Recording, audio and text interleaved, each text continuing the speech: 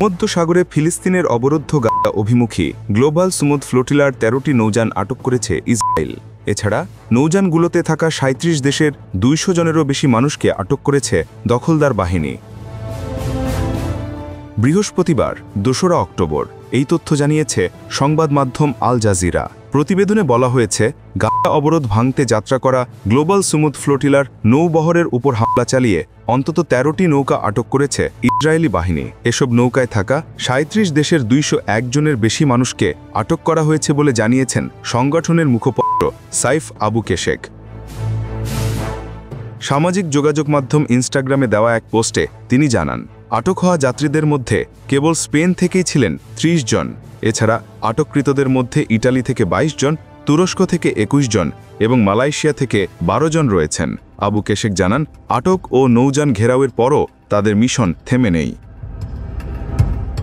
তিনি বলেন, এখনও প্রায় ৩০টি নৌকা ভূমধ্য সাগর পেরিয়ে গাজার উপকূলে পৌঁছানোর চেষ্টা করছে। দখলদার বাহিনীর সামরিক জাহাজগুলোর বাধা ঠেকিয়ে এগিয়ে চলেছেন তারা। গাজায় অবরোধ ভাঙতে ভোরের মধ্যেই পৌঁছানোর জন্য সর্বোচ্চ চেষ্টা করছেন অংশগ্রহণকারীরা। গ্লোবাল সুমুদ ফ্লোটিলা সমুদ্রপথে গাজায় ত্রাণ নিয়ে যাওয়ার একটি বৈশ্বিক প্রচেষ্টা। এই বহরে রয়েছে ৪০টিরও বেশি বেসামরিক নৌযান।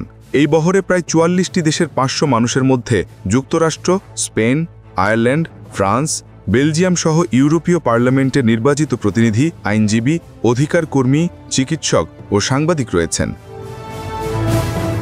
গ্লোবাল সুমুদ ফ্লোটিলা প্রথম বহর গত ৩১ আগস্ট স্পেনের বার্সেলোনা থেকে যাত্রা শুরু করে।